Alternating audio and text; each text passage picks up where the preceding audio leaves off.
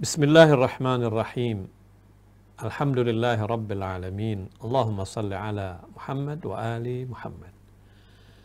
Mukminin dan mukminat, saudara-saudariku yang kami muliakan, Assalamualaikum warahmatullahi wabarakatuh. Alhamdulillah, segala puji bagi Allah, Tuhan semesta alam. Salawat dan salam kita haturkan kepada yang mulia Nabi kita Muhammad sallallahu alaihi wasallam. Semoga Anda semua berada dalam keadaan sehat walafiat dan dijauhkan dari segala hal-hal yang buruk.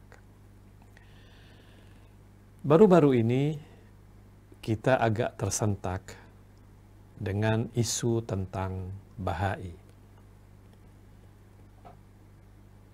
Bahkan ada sebagian orang mengait-ngaitkannya dengan mazhab Syiah. Karena memang Bahai ini munculnya di Iran. Dan orang-orang yang membawa nama Bahai ini adalah nama-nama yang bagus. Bahkan nama-nama imam-imam dari Ahlul Bait Nabi sallallahu alaihi wasallam.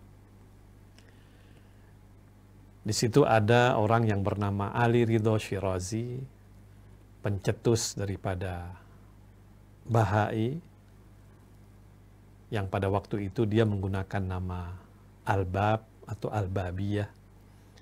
Kemudian ada juga nama Hussein Ali Nuri, yang pelanjut dari gurunya yang bernama Ali Ridho Shirazi tadi. Hussein Ali Nuri ini kemudian memakai nama Bahaullah yang kemudian menjadi sebuah agama yang dikenal dengan nama Bahaiyah. Nah,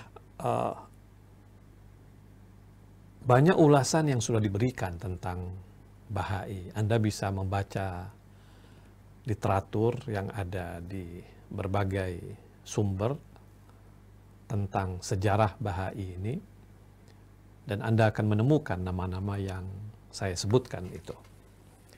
Tapi yang ingin saya coba uraikan di sini adalah menjawab sebagian orang yang mengait-ngaitkan Bahai ini dengan Syiah. Apakah benar Bahai ini ada hubungannya dengan mazhab Syiah Imamiyah? Apakah benar Bahai ini yang semulanya dikenal dengan istilah Al-Bab, pintu, atau Babul Al-Bab, pintunya pintu, itu ada hubungannya dengan hadis Nabi untuk Imam Ali yang berbunyi, Ana Madinatul Ilmi wa Aliyun Babuha. Aku kota ilmu dan Ali adalah pintunya. Ada sebagian ustadz yang menguraikan secara luas dengan menguraikan sisi sejarahnya tentang Bahai ini, lalu kemudian mengait-ngaitkan hal itu dengan hadis Ana Madinatul Ilmi wa Aliyun Babuha, sehingga kesimpulan dia yang saya tangkap bahwa Al-Bab yang dikembangkan oleh pencetus Bahai yang bernama Ali Ridho Shirazi ini, itu ada kaitannya dengan konsep Babul Ilmnya Imam Ali bin Abi Thalib alaihissalam. Bahkan beliau mengatakan bahwa sesungguhnya itu hadis walaupun masyhur, tetapi itu sesungguhnya adalah hadis yang maudhu, hadis yang tidak ada, yang palsu. Yang nanti saya akan coba menjawabnya berdasarkan fakta-fakta yang ada. Pemirsa yang kami muliakan,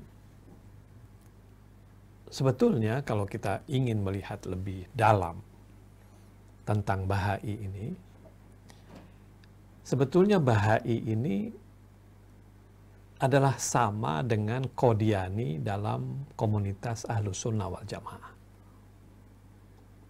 Jadi kalau Bahai itu diciptakan dari tubuh komunitas Syiah, Qadiani itu diciptakan dari tubuh komunitas Ahlus Sunnah wal Jamaah. Penciptanya adalah penjajah Inggris pada waktu itu.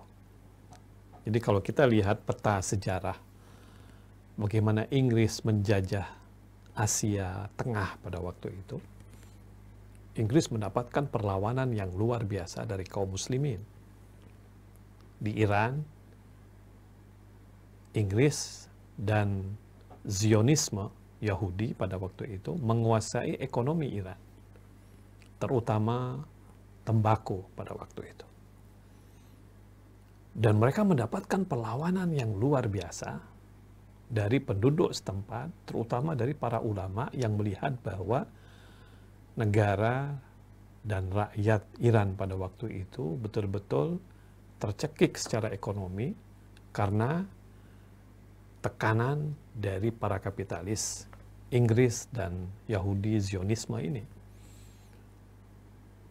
Ketika Inggris merasakan perlawanan yang demikian besar, cara untuk memecah perlawanan itu adalah dengan menciptakan sebuah perpecahan di dalam, supaya mereka tidak fokus melawan Inggris. Caranya bagaimana? Diciptakanlah yang namanya agama Bahai ini. Ada seorang yang sangat pandai pada waktu itu yang bernama Ali Ridho Shirazi ini. Dia punya gagasan. Gagasannya itu diambil dari gagasan Al-Mahdi Al-Muntadhar. Karena memang orang-orang Syiah ini luar biasa kecintaannya kepada Imam Mahdi. Al-Mahdi Al-Muntadhar itu artinya Mahdi yang ditunggu. Pada waktu itu memang lagi rame-ramenya orang berharap Imam Mahdi alaihi salam ini akan muncul. Lalu kemudian dimanfaatkan oleh orang yang bernama Ali Ridho Shirazi ini dengan menyatakan dirinya sebagai bab, pintu. Maksudnya pintu apa? Pintu yang bisa menghubungkan mereka dengan Imam Mahdi. Lama-kelamaan dia sendiri mengaku dirinya adalah Mahdi. Dari situ kata bab itu muncul. Nah, pada waktu yang tidak terlalu jauh dari waktu ini, di India, Inggris juga kemudian menciptakan sebuah agama baru yang punya konsep yang hampir sama. Nama agama itu adalah Qadiani. Di sana ada orang yang bernama Mirza Ghulam Ahmad di Punjab. Waktu yang tidak terlalu lama. Jadi kalau misalnya Ali Ridho Shirazi ini, beliau dihukum mati pada tahun 1850 karena fatwa para ulama. Artinya pada pertengahan abad ke-19. Sementara Mirza Ghulam ini yang lahir tahun 1835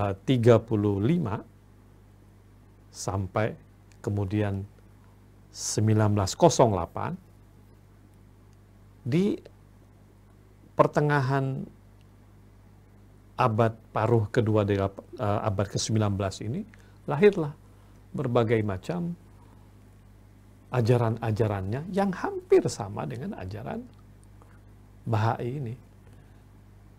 Jadi sesungguhnya Bahai dan Qadiani ini adalah permainan Inggris pada waktu itu dalam rangka melemahkan umat Islam, dalam rangka menciptakan perpecahan dari dalam supaya mereka tidak fokus melawan Inggris.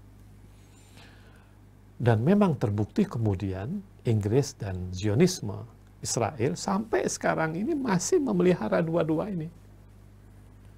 Qadiani dipelihara, lalu kemudian Bahai juga dipelihara. Dan kedua-duanya sampai sekarang ini memiliki markas yang besar di sebuah kota di Israel yang namanya Haifa. Bahkan kiblat Bahai sekarang ini adalah di Haifa itu. Kan di sana dikuburkan pemimpin Bahainya, imam Bahainya yang bernama Hussein Ali Nuri tadi. Di sana dia dikuburkan di Haifa dan dijadikan sebagai kiblat. Bahkan di sana dibikinkan tomnya yang begitu agung.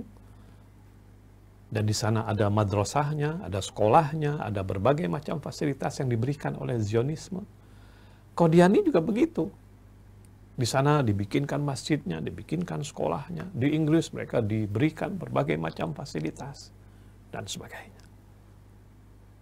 Karena itu sebetulnya kedua-duanya ini adalah produk Inggris, produk Zionisme Israel. Dan tidak ada hubungannya dengan mazhab Syiah dan tidak ada juga hubungannya dengan mazhab Ahlus Sunnah wal Jamaah. Bahkan kalau kita lihat akidah yang mereka ajarkan, prinsip-prinsip akidahnya sangat mirip satu dengan yang lainnya. Sangat mirip. Saya ingin sebutkan beberapa akidah yang mereka kembangkan, yang mirip satu dengan yang lainnya. Pertama, kalau Bahai itu mereka sangat yakin bahwa ada yang namanya Al-Mahdi Al-Mau'ud. Mereka menyebutnya Al-Mahdi Al-Muntadhar. Qadiani juga begitu. Mirza Ghulam Ahmad itu menyatakan dirinya adalah Al-Mahdi Al-Mau'ud, Mahdi yang ditunggu-tunggu. Baha yang merupakan pencetus agama Bahai ini, itu juga, pertama dia mengatakan dia itu adalah Al-Mahdi. Karena memang di kalangan Syiah kecintaan kepada Mahdi ini luar biasa. Lalu lama-kelamaan berkembang. Bukan hanya Mahdi, dia adalah nabi, bahkan kemudian dia menyatakan dirinya sebagai penjelmaan Tuhan. Itu yang pertama. Yang kedua, yang menarik kalau kita lihat ya, kedua-duanya ini, Qadiani dengan Bahai ini, itu menghapuskan yang namanya hukum jihad. Tidak ada yang namanya jihad. Kenapa? Karena pada waktu itu memang kaum muslimin berdasarkan fatwa para ulamanya itu mewajibkan jihad melawan Inggris pada waktu itu. Dan mereka berjuang untuk membebaskan negeri mereka. Kalau kita lihat dalam sejarah, misalnya di Iran, pada waktu itu ada perlawanan yang luar biasa terhadap Inggris yang dikenal dengan Intifadah Tambak. Artinya revolusi tembakau yang dipimpin oleh seorang Ayatullah yang bernama Muhammad Hasan Shirazi. Di masa yang sama, Muhammad Hasan Shirazi ini wafatnya kira-kira tahun 1895. Di masa yang sama. Karena pencetus Bahai yang namanya Hussein Ali Nuri tadi wafatnya pada tahun 1892, sezaman. Jadi Muhammad Hasan Shirazi, Ayatullah Muhammad Hasan Shirazi mencetuskan satu revolusi namanya revolusi tembakau melawan eksploitasi Inggris, Yahudi pada waktu itu dan Zionisme terhadap perekonomian Iran. Nah, karena itu mereka punya kepentingan yang sangat besar untuk apa? Untuk memporak-porandakan dan memecah belah persatuan sehingga kaum muslimin Syiah yang ada di Iran pada waktu itu tidak lagi terfokus melawan Inggris. Persis sama di Punjab, di India pada waktu itu. Diciptakanlah Qadiani, diciptakanlah orang seperti Mirza Ghulam Ahmad untuk memecah konsentrasi agar tidak melawan Inggris. Dan karena itu fatwa kedua-duanya sama. Jihad adalah tidak ada dalam Islam. Lalu kita juga melihat misalnya mereka sama-sama mengklaim diri mereka sebagai nabi.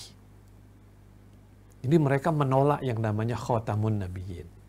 Jadi Bahai menolak yang namanya Khatamun Nabiyyin. Mirza Ghulam Ahmad juga menolak yang namanya Khatamun Nabiyyin. Jadi mereka tidak mengakui Nabi Muhammad sebagai nabi yang terakhir. Mirza Ghulam Ahmad, dia menyatakan bahwa dia masih menerima wahyu daripada Allah. Bahkan dia punya kitab. Begitu juga dengan Bahai ini. Dia juga mengklaim bahwa dia menerima wahyu daripada Allah. Dan dia juga punya kitab yang dia terima daripada Allah. Persis sama.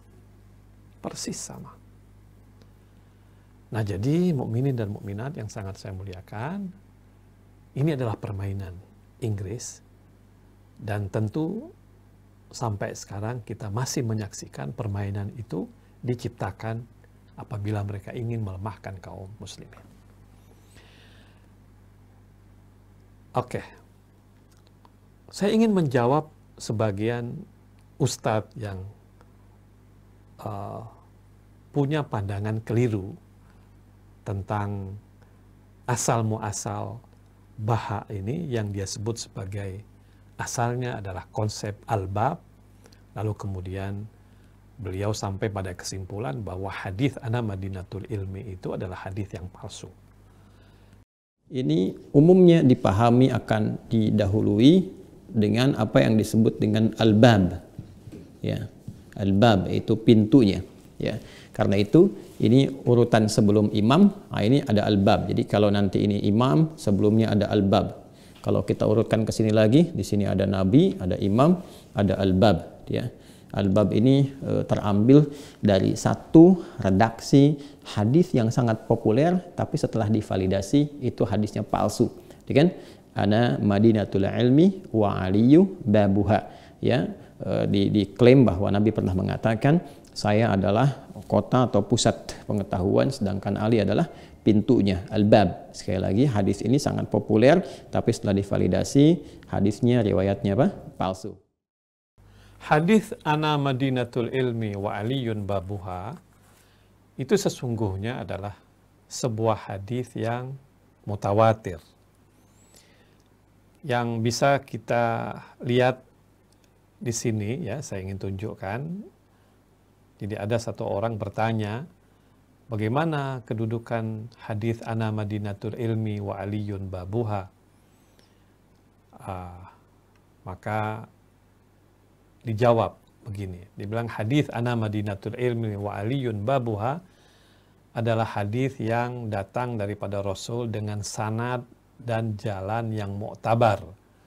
Ada dalam kitab Ahlus Sunnah dan juga ada dalam kitab Syiah. Lafaznya beraneka ragam dan buktinya juga banyak.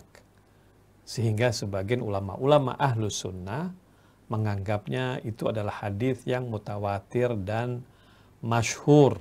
Walaupun ada juga yang kemudian menganggap bahwa sebagian perawinya itu cacat. Ya. Tapi menarik kalau kita lihat bahwa hadis ana madinatul ilmi wa aliyun babuha itu ditanggapi oleh misalnya berbagai ulama. Di antaranya misalnya Sibtu Ibnil Jauzi dalam kitabnya Tadhkiratul Khawas, dia menganggap bahwa ini adalah hadis minal fadail al-mushtaharah al-thabitah. Ini adalah hadis tentang fadilah Imam Ali, maksudnya yang masyhur dan benar adanya. Waqad nassal Qastalani ala anna al-masyhur yalhaq bit tawatur. Qastalani, salah seorang muhaddits yang sangat terkenal, itu mengatakan bahwa sebuah hadis yang masyhur itu dia bilang ada sedikit di bawah hadis yang mutawatir. Itu pendapat ulama ad-dirayah. Ada lagi misalnya Syekh Abdul Haq Ad-Dahlawi dalam kitabnya Al-Lum'at dan Syarah Mishkat Al-Farisi mengatakan bahwa ini hadis masyhur. Sementara Syekh Muhammad bin Ismail Al-Amir Al-Yamani As-San'ani dalam kitabnya Ar-Rawdah An-Nadiyah menganggapnya juga itu adalah hadis yang masyhur. Ibnu Hajar Al-Makki dalam kitabnya As-Sawa'iq dia menganggap misalnya hadis yang berbunyi muru Abu Bakar fal yusalli bin nas. Jadi ada sebuah hadis yang dikenal di kalangan ahlu sunnah yang berbunyi Nabi bersabda, perintahkan Abu Bakar agar dia sholat dengan halayak ramai itu. Ibnu Hajar Al-Makki mengatakan bahwa hadis ini diriwayatkan oleh 8 sahabat. Lalu dia menyebutkan bahwa 8 sahabat itu menunjukkan bahwa hadis itu adalah hadis yang mutawatir. Lalu kalau kita mau jujur katanya bahwa hadis ana madinatul ilmi wa aliyun babuha yang diriwayatkan lebih daripada 8 orang itu lebih layak disebut sebagai hadis yang mutawatir. Karena itu kita melihat misalnya siapa saja yang meriwayatkan hadis yang mutawatir, ana madinatul ilmi wa aliyun babuha. Pertama, Amirul Mukminin Ali. Imam Ali meriwayatkan hadis tersebut. Anaknya Imam Hasan meriwayatkan hadis tersebut. Anaknya lagi Imam Husain meriwayatkan hadis tersebut. Ibnu Abbas juga meriwayatkan hadis tersebut. Jabir meriwayatkan, Ibnu Mas'ud meriwayatkan, Hudzaifah meriwayatkan, Abdullah bin Umar meriwayatkan, Anas meriwayatkan, Amr bin Al-As meriwayatkan.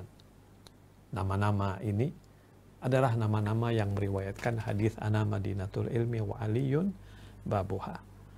Nah, karena itu jangan buru-buru kita mengatakan bahwa ini adalah hadis palsu tanpa kita melakukan penelitian yang lebih dalam.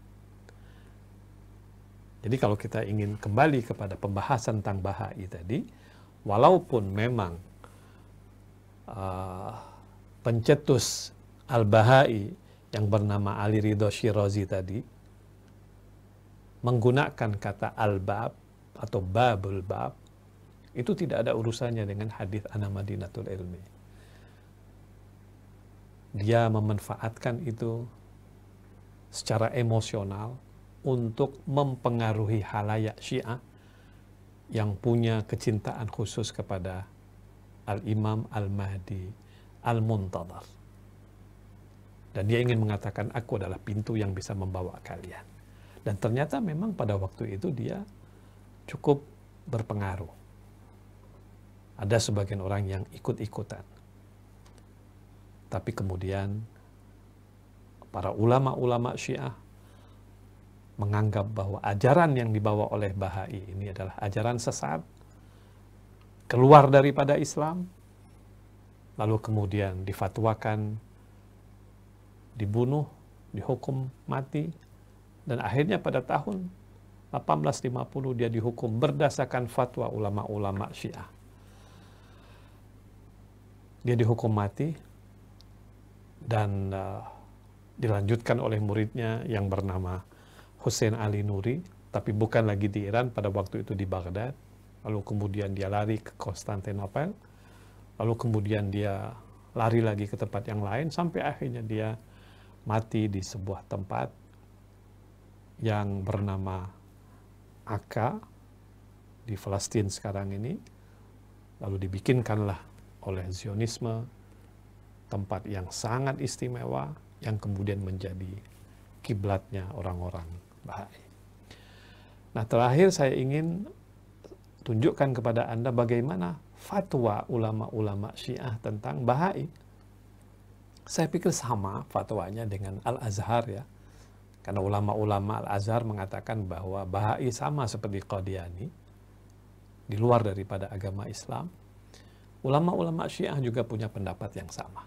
Saya ingin sama-sama kita lihat fatwa Ayatullah Al-Uzma Sayyid Ali Khamenei tentang Bahai, di mana beliau adalah representatif daripada umat Syiah yang sesungguhnya. Jadi fatwa beliau ini valid dan diikuti oleh seluruh orang-orang Syiah. Fatwanya bahasa Parsi, kita akan lihat dan saya akan terjemahkan ya. Jadi beliau berfatwa begini, bahwa saya bacakan bahasa Parsinya, jami'u afrodi firqi dhalla bahai mahkum bi kufr wa najasat hastan. Artinya seluruh individu pengikut sesat Bahai dihukumkan kafir dan najis. Wa asghazo wa sa'iri chizhoi ki bo rutubat musri dar tamos bo nuho budaas boyad ijtinob kat. Maksudnya dari makanan dan hal-hal lain yang basah, yang mengalir apabila bersentuhan dengannya harus dihindari, sebab kalau bersentuhan dengan hal-hal tersebut maka itu bisa menyebabkan najis. Sementara memelihara kesucian sangat-sangat penting. Tapi menarik, beliau berkata begini, wali raftare mudiron wa muallimon wa murabbiyon bodonish omuzon bahai boyad berasose muqarrarati qanuni wa akhlaq islami bosyad. Tapi sikap kita, terutama kepala sekolah misalnya, guru-guru, pendidik-pendidik dengan siswa-siswa yang beragama Bahai, itu harus baik. Harus berdasarkan ketentuan hukum dan akhlak Islam. Wahame mukminin boyat bohileho wa mafasid firqi gumroh bahoyat muqabile namude. Dia bilang semua orang yang beriman harus bersikap dan menghadapi seluruh hal-hal salah dan sesat yang dilakukan oleh Wahabi, oleh Bahai, harus dijawab dengan baik. Wapai wastan digaron beun jilo giri kunan. Usahakan jangan sampai ada kontak dengan mereka. Unhon najis wa dushmani din wa imon syumuh hastan. Mereka hukumnya najis, mereka adalah musuh agama dan musuh iman kalian semua. Pas farzandon azizam jodoh azun hobi parhizid. Karena itu wahai anak-anak muda, hendaklah kalian mengambil jarak daripada mereka. Jadi jelas sekali bahwa dalam pandangan Syiah Imamiyah, Bahai adalah sebagai sebuah agama di luar daripada agama Islam, bahkan dihukumkan najis, walaupun secara sipil mereka harus diperlakukan sama seperti yang lainnya. Dalam hal kehidupan berwarga negara, mereka punya hak yang sama. Tapi dalam hal agama kita harus jelas, ada hukumnya, dan kita harus patuh dengan prinsip dan ketentuan agama Islam. Demikian yang bisa saya sampaikan, mudah-mudahan bermanfaat. Assalamualaikum warahmatullahi wabarakatuh.